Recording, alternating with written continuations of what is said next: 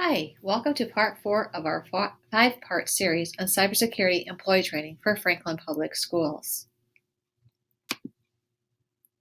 This week we will focus on remembering all those passwords, shoulder surfing, sharing files, slowing down and thinking about our actions, as well as two-step authentication. As a district, we have continuously reminded staff to have strong passwords. It's time to step up our game, as malware and hackers are getting more and more sophisticated and can use software algorithms to quickly try all combinations of letters, numbers, and symbols until it reaches a successful password. Many of these software programs look for valid words in the dictionary. Watch this Jimmy Kimmel video to set the stage. We've been hearing a lot about cybersecurity lately, largely because of what happened to Sony. Companies and individuals are more concerned about the safety and privacy of their information than ever. President Obama has unveiled a number of new proposals this week to crack down on hackers, and he plans to address this in the State of the Union speech on Tuesday. And it's great that the government is working on this, but the truth of the matter is we need to do a better job of protecting ourselves. The most popular password in the United States is password 123. And as long as that's the case, we're vulnerable. So today we sent a camera out on Hollywood Boulevard to help people by asking them to tell us their password. And this is how that went. We're talking about cybersecurity today and how safe people's passwords are. What is one of your online passwords currently? It is my dog's name and the year I graduated from high school. Oh, what kind of dog do you have? I have a Chihuahua Papillon. And what's its name? Jameson. Jameson. And where did you go to school? I went to school back in Greensburg, Pennsylvania. What school? Hempfield Area Senior High School. Oh, when did you graduate? In 2009.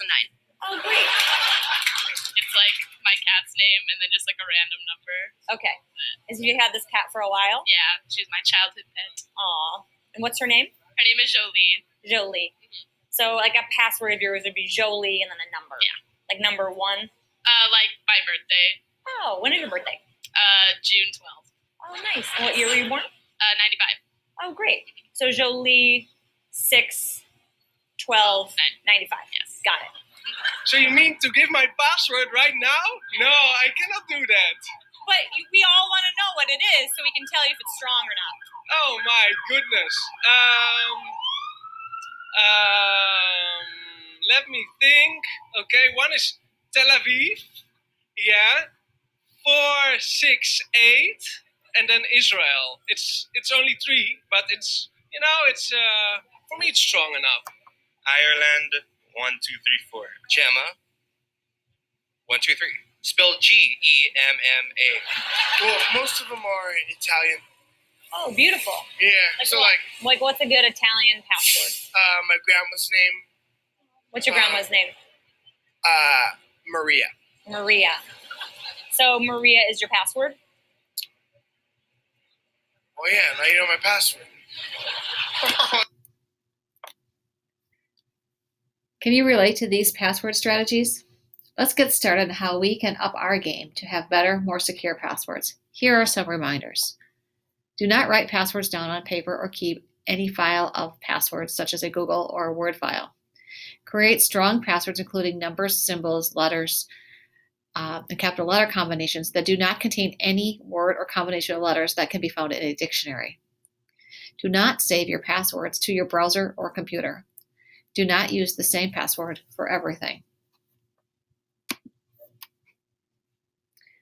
I know what you're thinking.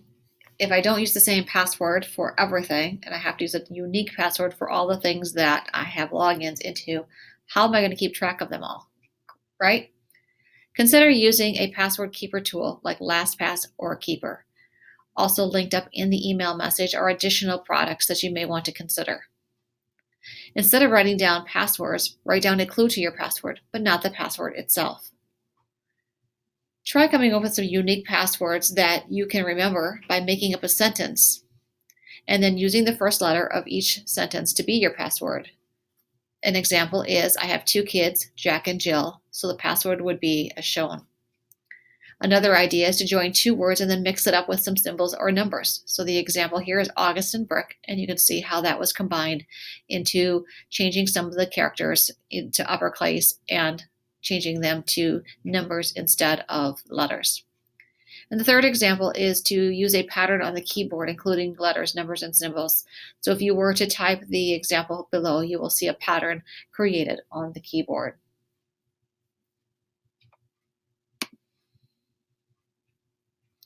Some other reminders regarding protecting your password include logging out of systems when not in use. So if you're in PowerSchool, Skyward, Oasis, or other items that are district programs, when you're not using them, be sure to log out of them.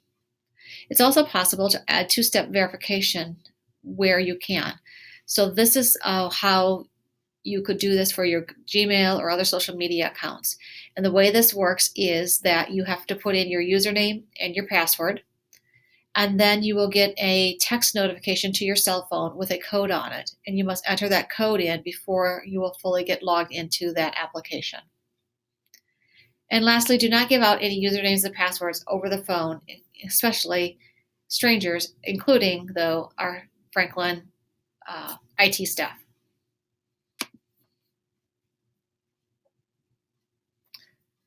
Also think about security questions. Many times when you need to retrieve a password from a website that you don't remember your password to, they may ask you some security questions, or you may need to set that up in advance. Think about which of those that you are choosing, and make sure that the security question answers are not something that can be found on the internet, are memorable, they're simple, but maybe also that could have many possible answers, so that's less easy to identify what those might be. Another tip for security questions is to provide false information that you're going to consistently use each time you have those same questions.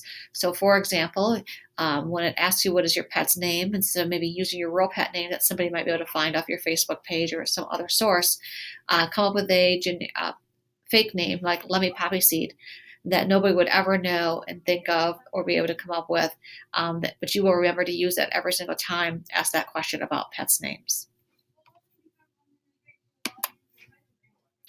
Also remember that when you walk away, lock your devices.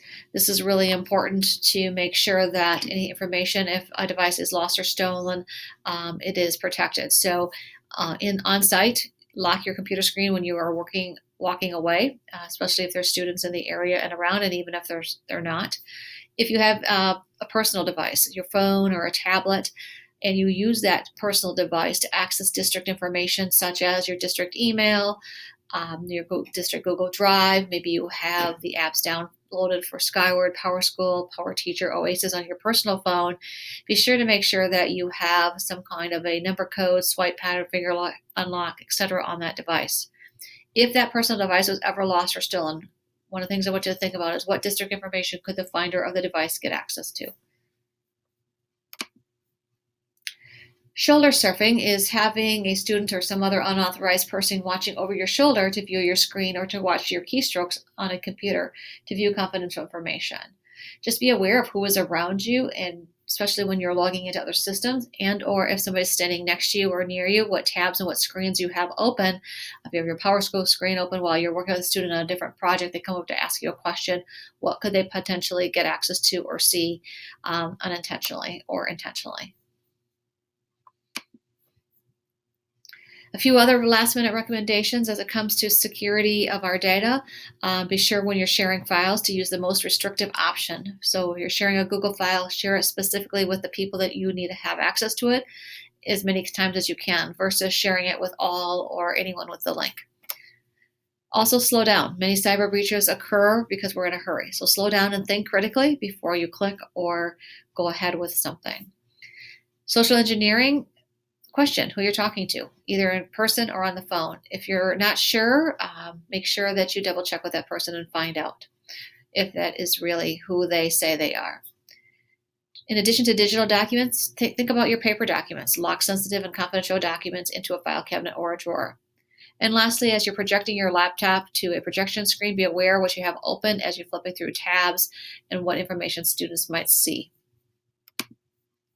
I hope you learned some new tips and tricks to better protect the district data and your passwords. Next week, we'll take a look at what happens if a breach or unauthorized action would occur and how to go about reporting it.